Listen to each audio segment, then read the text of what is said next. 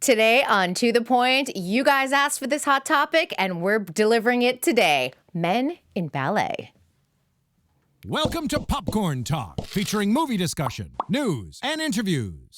Popcorn Talk. We talk movies. Welcome on in To The Point with Kristen Burt, presented by Dance Network and Popcorn Talk. We are so excited about our guests today because so many of you requested that we discuss more ballet, and specifically that we discuss men and ballet. So representing all the men in ballet, I love that. Magnus Christoffersen Tigran, I'm going to try this, right? Sargsyan? Exactly. Oh, fantastic. Both of the Los Angeles Ballet. You are a soloist with Magnus, and you are a principal dancer. Yes. I am excited to have you guys here. We've got a lot to talk about. We do. Thank you so much for having us. It's Thank a you. true pleasure. Yeah. Big pleasure. Big yes. pleasure. I know, and I'm excited because we hit a couple topics before we got on camera, just to touch on some things. But one of the big things that you were introduced to me about was the fact that you guys did a short film or an experimental film even called The Dancer. And we put it out there on social media. If you guys are looking for it, we'll also link to it in the show notes. It's out there on Vimeo. It's what, 5 minutes, 5.5 minutes? Yeah. How did this whole thing come about? Because I know you're an executive producer on it, and Tigran, you were roped into choreography. I love this. Right. So I wanted to do something, and I wanted to do something that was out of the box. And we have an enormous privilege as artists to be able to turn pain into beauty. And I wanted to do something like that. And I moved to LA. You know, my amazing manager, Jason Silva, we love so much. He introduced me to the amazing director, Jason Silva. We got together, and it seemed like this could happen. And I was, the theme of the short film would be, the whole thing of, life about, chaos gives order, which then makes chaos again, which continues to order. Is this infinite cycle that I was really fascinated about too, which I think the dancer represents. It's something, all the people that have watched it, they have been able to relate to it in some way. Oh, I can see myself in that way, or I can see, and for me that is a huge accomplishment we did with that short film.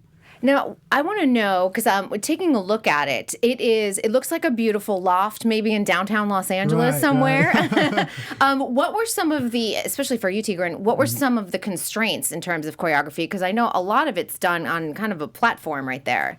Yeah, it was very difficult to choreograph for such a space because first it was that little platform and also the concrete, of course. Yeah, how did that feel, those jumps? It was tough. At the end of the day, those shin splints. Oh yeah, no, that was a challenge. But I was like, I gotta do this, no question. If I have to dance on concrete floor, I'll do it. And I did it, full jump, huge jumps, and it was. This was so much of my purpose back then that it just had to happen, no matter what, It's true. Was he a good student? Oh, he's amazing. I know him in person. We are really good friends. Yes. So when he brings an idea, we both start talking and we take it to another level, So he explained me what he wants to do, and he told me about like how deep of, I don't want to say issues, but like a lot of things coming out, pain through turning into pleasure, or like being in a box and coming out of it and experiencing such beautiful things out of the box. That's a great metaphor, actually, stepping outside the box as an artist. I think that's something that sometimes we get stuck in. And then when you have the ability to sort of break free of that really is an incredible feeling, I think, of freedom as an artist and things like that. Yeah, exactly. So when we both collaborated and talked about it, we decided to see what's the intention behind it, what we want to deliver. What's the bridge we want to set between the choreography, the movie, and the audience. Now, Magnus, I'm wondering, you could have choreographed this yourself, I'm assuming. So why did you want to bring in Tigran? Because he's a great friend. He understands me, and you need people outside too. You need people to be critical. You cannot just go with your own ideas, and you need feedback. You need someone to everybody. They gotta have that. And I trust Tigran, and he knows me, and he knew everything about me back then. And you know, he's an amazing person, an amazing dancer. He's so talented. So of course, you know, we. Thank you, Magnus. No, man. No, you're really welcome. Come here. Come here. Buddies. Oh, I know. So cute. No, of course he had to. Also for him, you know, it was. We, like there's this thing, you know, you can help people build their careers together, you know, and now you're an award-winning choreographer, actually, an award-winning choreographer, because you got involved. I wanted to do choreographies. I expressed this to Magnus back then, and I was like, maybe I can see myself doing something and trying something. So it was my first really big thing, choreography, and it went pretty good, you know, as a movie. It was amazing experience for me. It's beautifully shot too, and I know you guys did the film festival circuit with it, and it won a lot of awards, not just like a couple. If you go to the IMDb page for The Dancer, you will see the list of awards, not only for Jason, who is the filmmaker, but for you, Magnus, and for you, Tigran. So that is incredible. No, Congratulations. it was really humbling and a great experience. You know, we have this thing of, you know, we have this thing where we say vision, action, reality. Yeah, and this was such a good the principle, and we really, you know, this really happened, you know, because this started as a vision. You know, we all have these dreams. We all, I want to do this, I want to do that, and this actually happened, and you know, it won awards, and now we're here. It's been really inspiring for both of us, and I think it's something. The process is something I think both of us will look back on in our in the future. We will look back on this process and be like, things can really happen if you put the action into it. And put the right team together, because if you don't put the right team together, it doesn't get executed the way you want. Exactly. So we were really lucky with that. Jason Silva, he did a really good job. Yeah, he's amazing. Will you guys all collaborate again, do you think? I hope so. I've done a short film with him, actually, after that, as an actor. I love it. Oh, yeah. No, he's a director, so he does that too. And yeah, hopefully we'll see. You were also executive producing on it. How was that? That's a different role for you. As I said, this just had to happen. I had to get this out. You know, it has to become reality. So whatever it took, I had to make this happen, and therefore I had to also be a producer on it. You know, put the financial support into it, and that was what it took. So it's not easy. It's not easy. What were the biggest challenges on set for you guys with The Dancer? Well, what is really challenging is that we had 1 day to shoot. It's either time or money, right? It was 1 day to shoot, and the space, of course. I've never done it full out on the space, and you know, you have a whole crew there. It's hard to say, oh, let's do. You can't wait. You just have to. Right. So when we choreographed it, we were in a dance studio trying to put it together and like making frame where like you would have this much space to do these jumps, and then you have to jump off and you have this much space. And now you're like, wait a minute, you're off camera. You can't do it that way. Right. Exactly. Yeah. That's why it's so important to have like a team effort, and it's so important that Jason is such an amazing person to understand Magnus too, and to put it in the camera, edit in such an amazing way that it's delivered right to the public, you know? Mm-hmm. For example, what do you look when you look at the dancer, when you watch it? Where do I look? No, what do you see? What do I see? For? Yeah, you know, I think when I'm looking for something, you start off with like, it seems like a blank canvas of a room. That's what I was always interested in, because I'm like, this is a very simple set. So it keeps you focused in on Magnus and what he's going through, and in on the emotion. Because I know he can dance. I've seen you guys dance. Yeah, I did. I saw them in the Nutcracker at the Dolby Theater. I know, but that's what I'm looking for especially on a film, because I'm like, I know I'm going to get great dancing. So what are you giving to me on an emotional level? That's exactly what we wanted to deliver. The approach you give, yes, the approach you give to what you see as an art form, it is the right approach. You know, you want to see something that you want to experience, and exactly how Magnus said before, a lot of people watching it had something related to it. You know, that's right. And of course, it's not the choreography wasn't about the steps or how it would about the movement. It was more about the intention behind it. It was about the feelings more, and of course, as I said, the right team effort. It will bring something beautiful. Yes, and it does. And you guys should be very proud of what you accomplished. Thank you. Yes.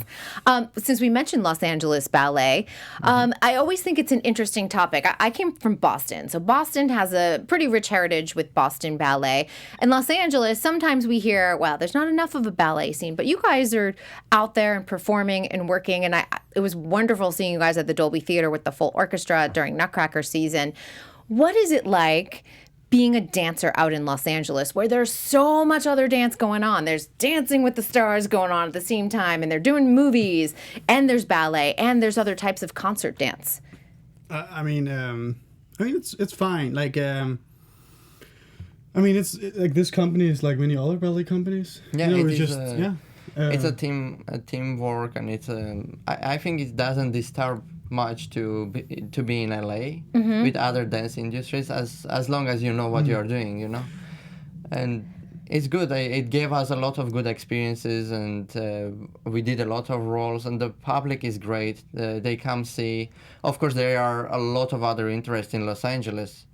Movies, commercial dancing. Do you find it's harder to get an audience to the ballet in Los Angeles versus another city, or is it a similar struggle? I think it's a similar struggle. It To be is. honest, yeah. What's really interesting about being in Los Angeles Ballet is that being in this city, with all of these things happening all the time, and you can create crazy connections.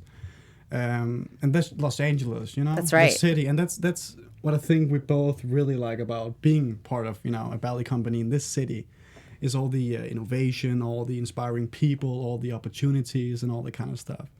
I spoke with Petra Conti, who is one of your... Yes, Hey. we love Petra. Hey, but Petra. And Eris, her husband, also had similar thoughts on that. You know, that... everyone, all of you have had this incredible ballet experience, but being here in Los Angeles drives a different passion and a different creativity than another city would because of the access to all these different creatives in TV and film and beyond that. Yeah, right. I'm not sure the dancer would have been able to, been created in another city, Right, if you were... Yeah, it's probably Good true. for this city, actually, like it's good as a short film, and it can reach out to a lot of audience, and they can of course see it in a different way, And they probably understand it. I mean, oftentimes, like a Los Angeles audience will understand the language of film or television. Right. Exactly, If they don't regularly go to the theater, which can happen sometimes. Right. No, that's also why we need ballet out. Where places, out in places where people they watch it. It needs to be accessible. Exactly. Like on YouTube or Vimeo, or we still need the theater. The theater is still really, really important. Yeah, really, to really see it important. live is a different feeling. It's not- Right. But you can still, give people the audience an experience of ballet in other ways than the old traditional way with buying tickets, going to a theater, because that's so many people they watch movies, they are fulfilled with entertainment through throughout screens.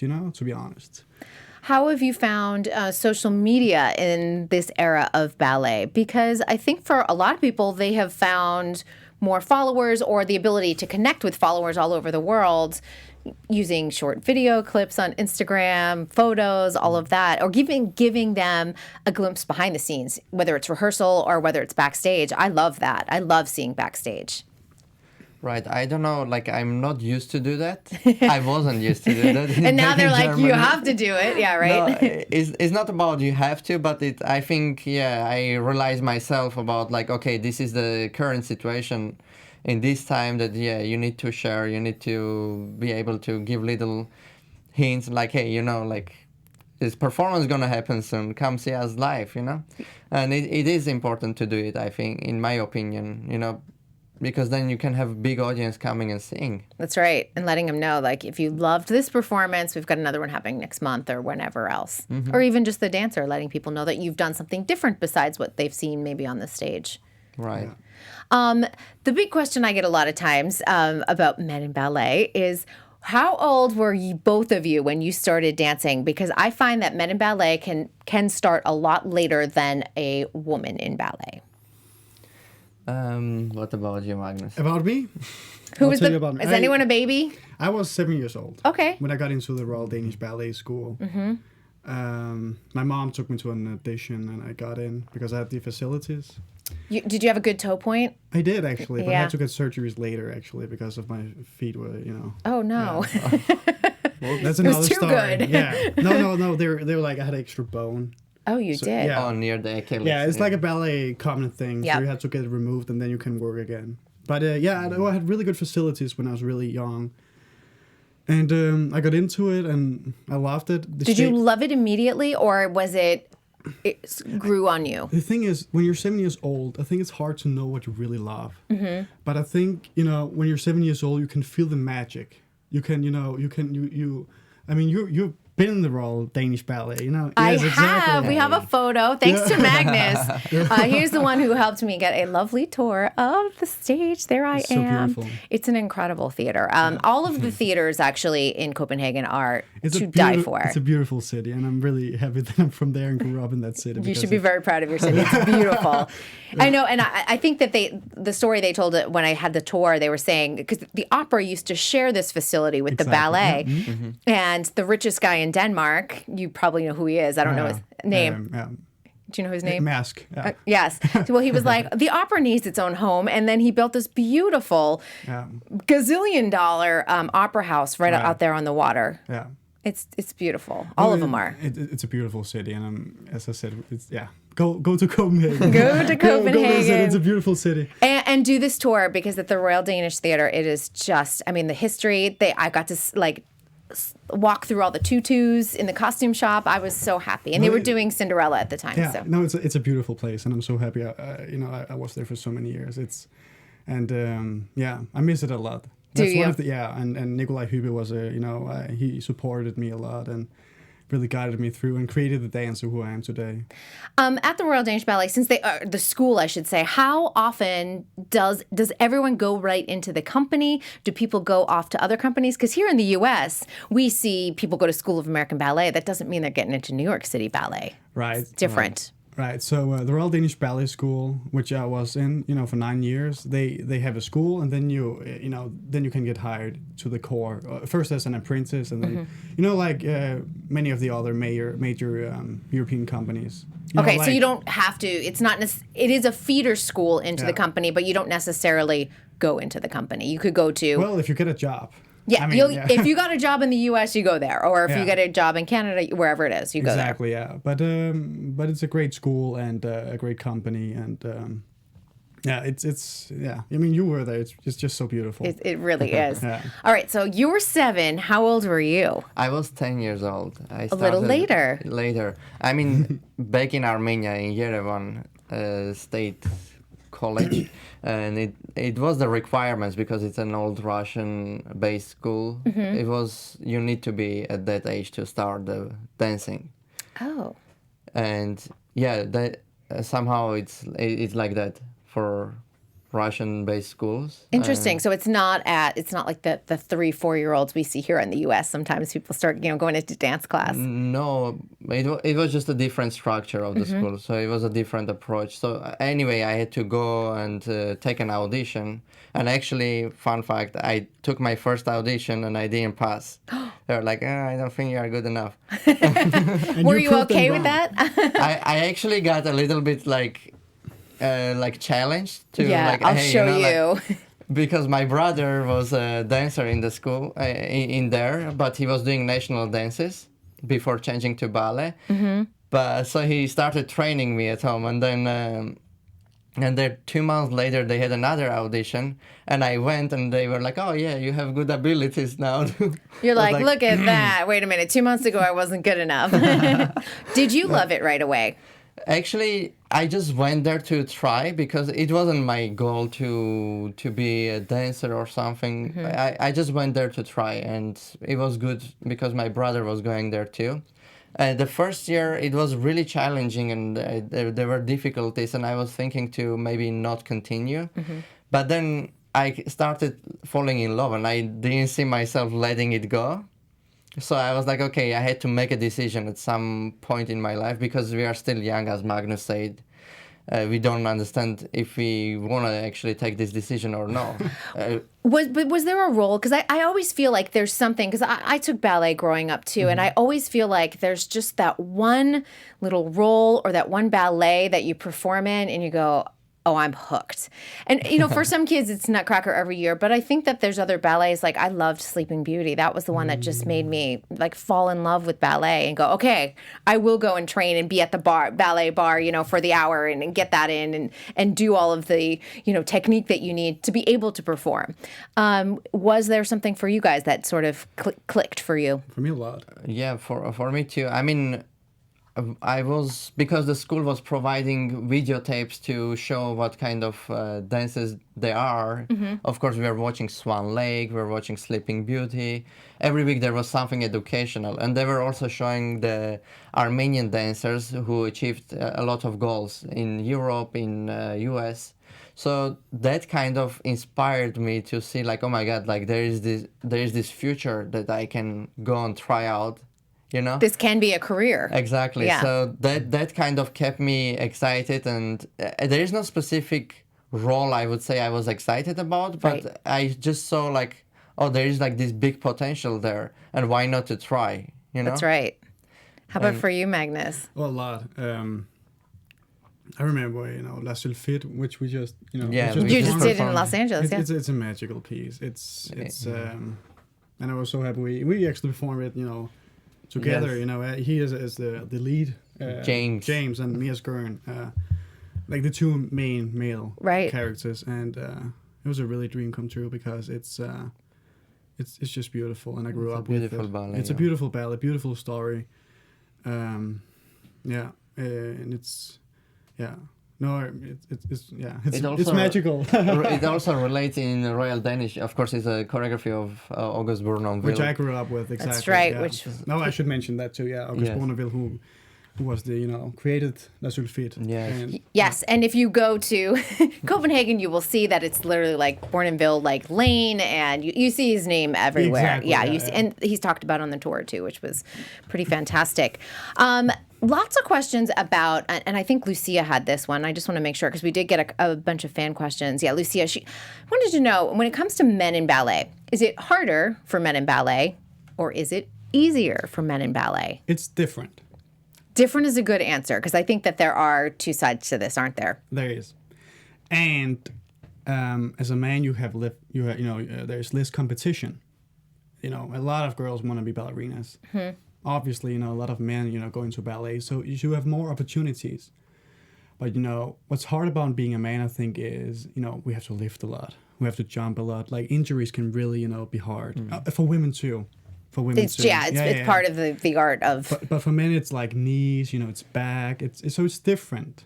But in some ways, it will probably be easier because we have less competition. Right. And in the ballets there, there's a lot of, it's easy for women to fall into the, 32 core girls. And, it's hard. Never get out of the core. Exactly. And, Yeah.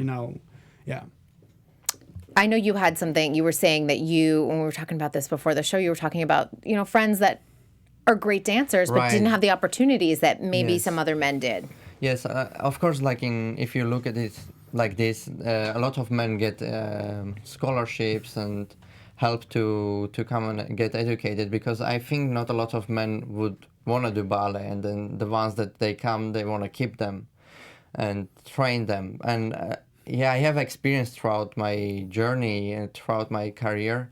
I saw a lot of amazing dancers, ballerinas, girls that were trained really good, and they just end up quitting because they didn't get a job, they didn't get the opportunity. And it is painful to see all of these parts, because you know them in person and you know how good they are. And how much they love it too. Exactly, and to let go for them from that career or the stuff that they love about and they love expressing it, it is so difficult to see. Yeah. They're heartbreaking, And that's the difference for me, and it is different. Are men able to dance longer than women, do you think? I don't know, actually. Depends so much on, Yeah, I'd say injuries Injuries. aside, yeah. But I mean, when we talk about men in ballet, there's something I really want people to think about, and that is because it's a lot of the time people think of men in ballet as feminine, or it has this feminine vibe. But when you think about it, it's actually really masculine, because you gotta build your body, you're gonna have a lot of physical strength, and You're athletes. You're an athlete, and that's really. I mean, for me, that's masculine, right? So the whole thing that ballet is feminine. I think that's so wrong. Well, we've been having this conversation here on To The Point, and I'll chime in on your thoughts on this, because I feel like all of us have qualities of masculinity, and all of us as human beings have qualities of femininity, and it depends on the interpretation and the music and the movement and what that means. And so even saying like, I'm dancing like a man or I'm dancing like a woman, to me in my brain, I kind of want to just like, let it go. Like, why are we talking in these like archaic terms? Because I don't get it. I mean, because there are going to be moments in a ballet that are going to be strong for any dancer of any gender, and there are going to be moments that are romantic and soft and beautiful. Yeah. So I feel like we just need to take them and throw them away. I think a lot of people who think that ballet is feminine, that's people that they don't know what it is. They don't understand it. I think that's what it is, actually, because as soon as people know about it, people that's in ballet, once you're in it and you understand it, you don't see it as feminine anymore.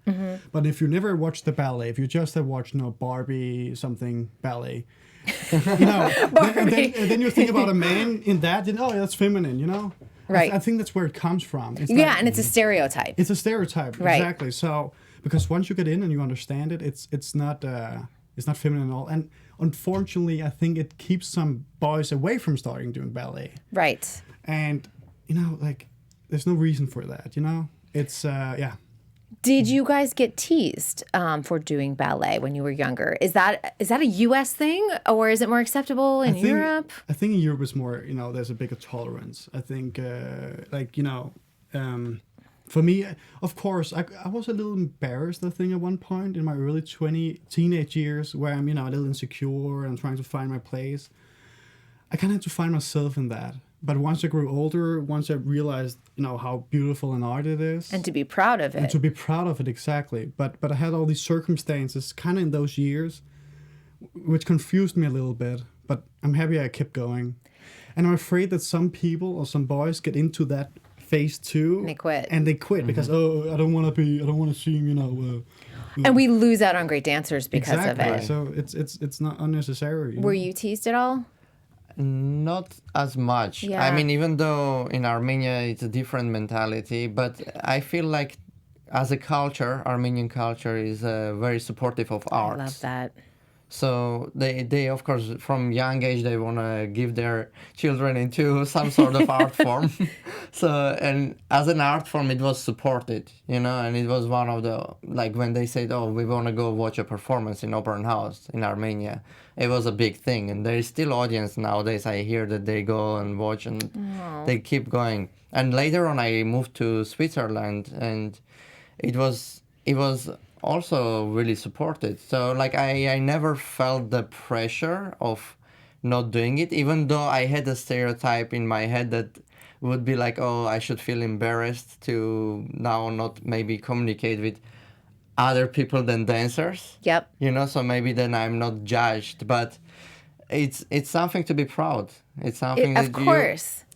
And I think U.S. it happens a lot because we focus we place so much emphasis on sports when all of these dancers, male and female, are incredible athletes and deserve the respect. And it's funny to me because we've had a couple of very young dancers here with tremendous success, and they say they still get teased. I'm like, are you kidding me? You're on like a top 10 TV show and you're getting teased? But then, there's jealousy and things like that because there's fame and success that they're seeing there. I'm like, you just tell them that you won Dancing with the Stars Juniors, JT Church. I mean, he's a great kid, and, he loves to train. He loves to dance. It gives him his passion, but he talks about it too. He goes, it hurts my feelings. Of course. No, yeah. And I've been through that too, that. And if you go through that, if you're, young dancer watching this, just keep going. Like, if you love it, just keep going, because it will change. In our age now, I think now, when you get older, people really respect dedication. They respect passion. Hard work. And they respect hard work. And then, you know, and that if you're in sports, in ballet, in finance, but just that you show this, you know, there's a lot of respect to that, which is my point is that I feel like people they notice that when you become later more than that's feminine or that's masculine. They're like, whoa, you actually put a lot of work into this. That's really inspiring. You already have decades by the time you're starting off your professional career. Right. That's why it's so important to create such a space and environment where people can come and express themselves, you know? And it is important for young artists to know what is art, because it's our core being, you know? Like, we all are artists in some level. We just, we don't want to shape it or something. We want to express it. And dance, like, me as a dancer, my goal is not to be a dancer. It is actually to see my path, to see my journey, and like kind of shift back and view myself as I am, you know? Right. It gives me access to express myself as I am, not as... And share it with an audience, too. Exactly. And that's a really important point, to share it. It's not about just like keep it to yourself. It's not about being egoistic. It's just, this is me, here I am. And you watch it, you know, like... Yeah, people feel things. That's the great thing about it. People go and watch a performance, and sometimes they're so moved. I mean, they're moved to tears, they're moved to excitement, whatever it is. That's the beauty of art. And when it comes to ballet as well, there's been a lot of chatter. We've heard of this a lot. And sort of shifting of roles in ballet, because traditionally artistic directors have been male. A lot of the choreographers in ballet have also been men. But Los Angeles Ballet is run by Colleen Neary.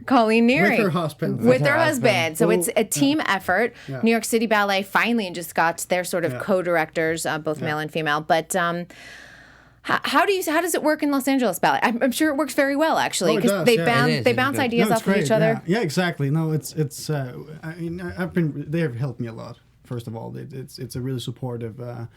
You know, they've been really supportive of me, and I feel like they are like that. They're great directors, and I feel like they have a good chemistry. Like it's a good balance, because they help each other out. So yeah, I mean, it's good to have, you know, a female and a man to kind of know both of the worlds. I think. Everyone brings things to the table, I think, and hopefully we'll see more of that in the ballet world. Yeah, absolutely, yeah. It feels like it's time for it, right? In the world, you know, and it is starting ballet. to change, so it's good. We are on a good track, I think.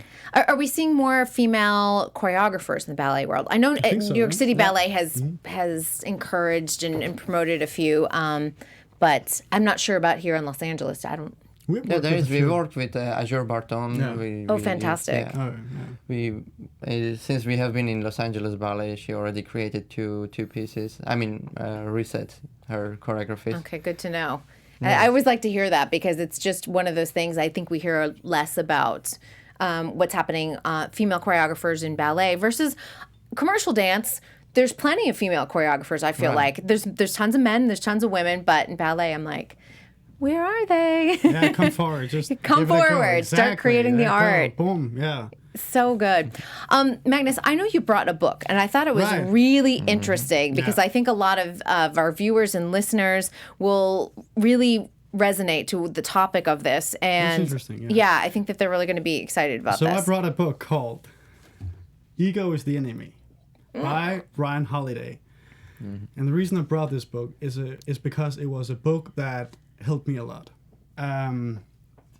It's good for everybody to read. I really recommend this book, but especially, now when this is a dance channel, I recommend dancers to read it, because it's, I think we all have this feeling sometimes that we're not enough. And especially, you know, in the ballet world, where we look at ourselves in the mirror every day, we get corrections all the time. And we start getting into this habit or this thought pattern that we need, you know, all the time, you know, to feel enough by getting roles or getting a clap on the shoulder or, you know, a promotion or something. And for me, you know, to kind of step out of that, read this book, it helped me a lot, and get the inspiration out, get the love to the art out, instead of, am I enough? Am I good enough? And this book is just amazing, and I really recommend everybody to read it. Ego is the Enemy by Bryan Holaday, and I think the ballet world could use this a little bit sometimes. Okay, what do you think that they maybe need to improve upon? Just a couple thoughts. Right. So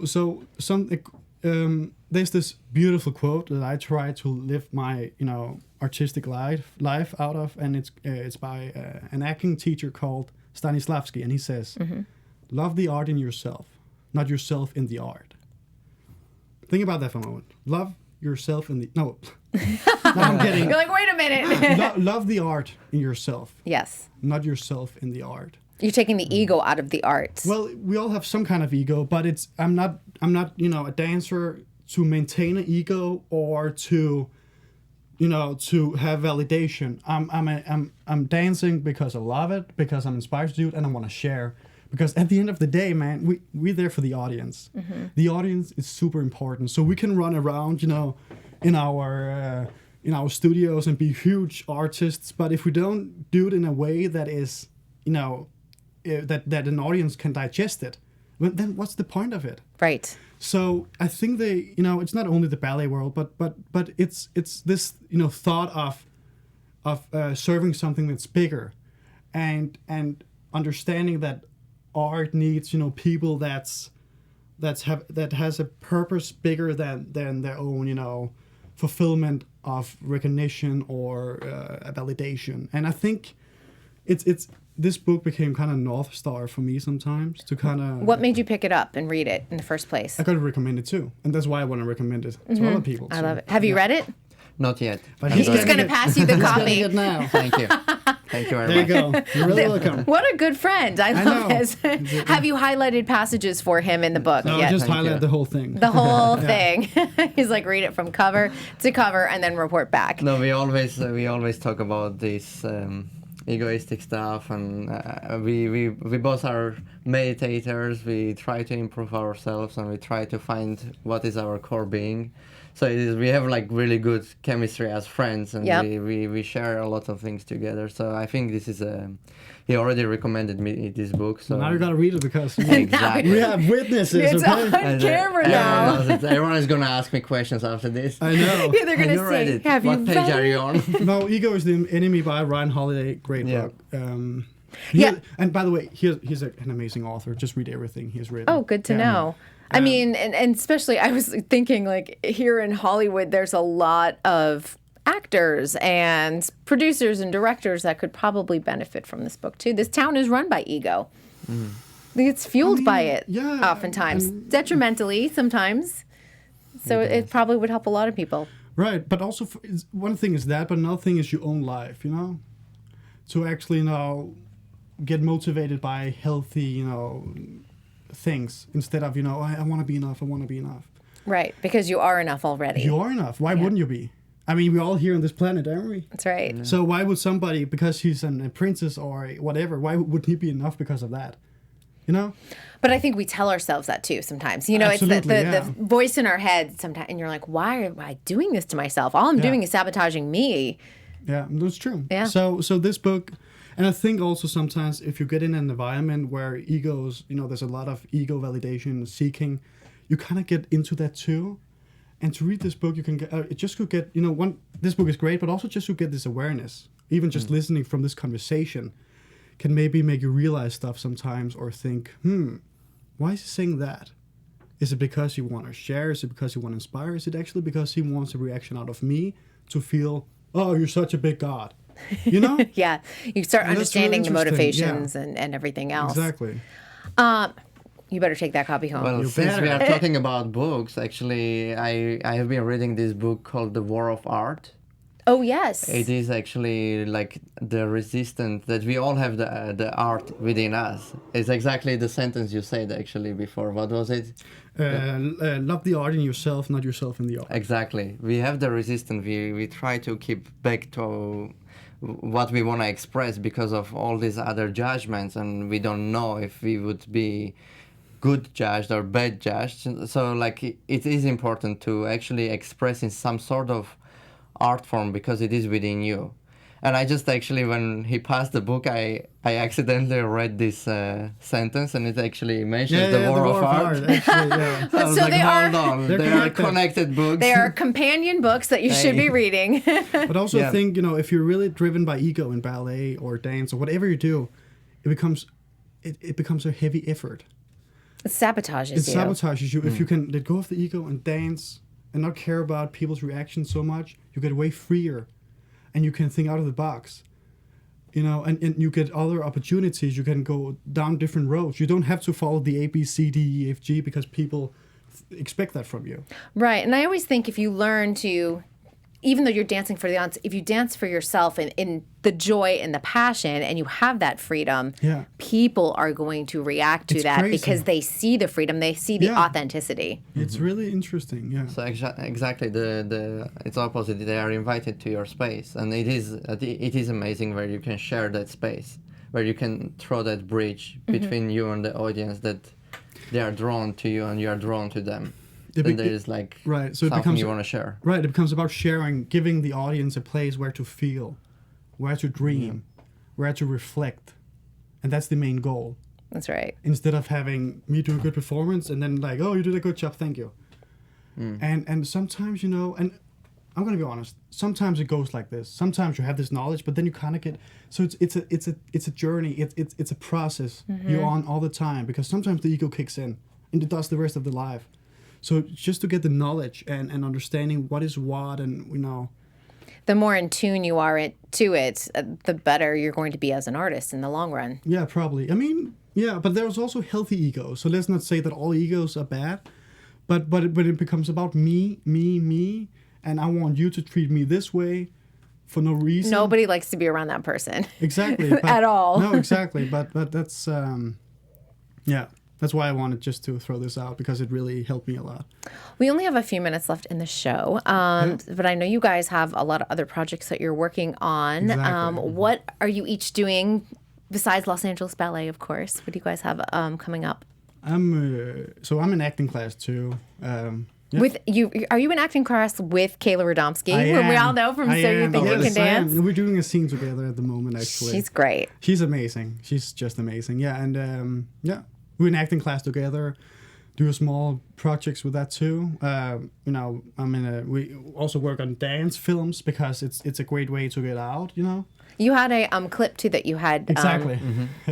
And who was dancing with you in this clip that is we're about to show? Kirsten Allen and let's just. I'm gonna be. I like the beard. I look way. No, It's a mature look for you. I know. Yeah. You kind of look like Jason Sudeikis there. Does anyone tell you that with the beard? Actually, that's the first time. Oh, okay. He's got Yeah, a I beard told right you now to keep your too. beard. What? And this is Disturbed's cover of this song. It so is, and the idea of that is also to introduce ballet to people that would normally not watch ballet. It's a heavy metal band, so it would attract another audience. And when is this project coming out? Because you brought in a clip of this. Yeah, So we're editing, and it's going to come out soon. will they see it on It's still YouTube the or process. Probably YouTube. social media we can follow and Yeah. find out when it's. But it's cute. This is just a trailer. I love it. It's beautiful. And how about for you, Tigran? What are you working on these days? Actually, we're gonna do a project with Yes. Kirsten. Ah. And next week we're gonna go to San Diego and try to put something together. So For camera? for a film again, similar something to this. That's So great. You guys we'll see. like kind of found just all the right people to work with and the teamwork and everything else. Yeah, I really wanna start choreographing more, and because it also now I see myself into accessing different way to dance world, and maybe I just want to explore and express in a different way and see Expresses what the happens. different side of you, I think, too, is versus being just a dancer. Now you have like another layer to all of it. It is amazing to see when you shift back and really view your path. It is amazing to just throw little like flexible things to see where you stretch out and challenge your ego. I go circling right back It's all about the to ego. ego is the enemy. Ego is the We enemy. should get money for pitching this book, I know. right? Is it We the can. enemy? What? Is it the enemy or? We can just get collaborated with Ego. That's a whole We other don't want to mess debate. with Ego. I want to, I love asking this question of all of my guests. In 5 years, where do you see yourself? I don't know. No, yet. All I right. don't know, man. Like right now, I think it can go all directions. I love ballet and I love dance, and I hope to be in that continuously. But I mean, you can get an injury even. You know. I know the injury. Do you guys worry about? I can't worry about injury. It just happens, doesn't it? It's Yeah, just. It does, yeah. You just have to, but you know, you never know. So I'm just gonna, go with the flow. I think, but work hard. I'm not, have my goals and stuff. But yeah. Do you see yourself staying in LA, both of you? Yeah. I mean, it's a good city. It's an amazing city. It provides a lot. So there are plenty of opportunities to take. Yeah, and the if same you're goes for me, I don't know. diving in TV and film, you never know. You never 5 know, years. Hey. I know. Yeah, absolutely. Too. Maybe you'll have an Emmy for choreography at some point. Hey, throw it out there. I'm You're waiting for already an it, too. Emmy. Oh no, you're already an award-winning choreographer. Exactly, So we'll yeah. throw the Emmys in the It's mix. not about awards. The awards 5 are years. actually helping for the movie to be more known, It gives it more traction Yeah. for sure. That's always a good thing. Right, yeah. Excellent. Well, guys, thank you so much for visiting us today. This was great and kind of eye-opening. And like I said, I'm like, you're the pioneers for men in ballet here on To The Point. Thank you, yeah. I appreciate that. No, pleasure. It's been Yes. a pleasure. If anyone wants to follow you on social media, if they're not already doing so, let everyone know where they can find you. Instagram, Magnus Christoffersen. Easy enough. That's easy now, yeah. And Instagram, Tigran Sargsyan official. Fantastic. I'm following him, so you can always, if you don't know how to spell that, they got it. Right. They can just go right off my list. It's so easy. All right, you guys, thank you so much for joining us here on To The Point today. We want to thank Dance Network and Popcorn Talk. And for all of your dance news, check out dancenetwork.tv. We will have a show next week. I know it's 4th of July week, but we will be here. See y'all next week. From producers Maria Menounos, Kevin Undergaro, and the entire Popcorn Talk Network, we would like to thank you for tuning in. For questions or comments, be sure to visit popcorntalk.com. I'm Sir Richard Wentworth, and this has been a presentation of the Popcorn Talk Network. The views expressed herein are those of the hosts only and do not necessarily reflect the views of AfterBuzz TV or its owners or principals.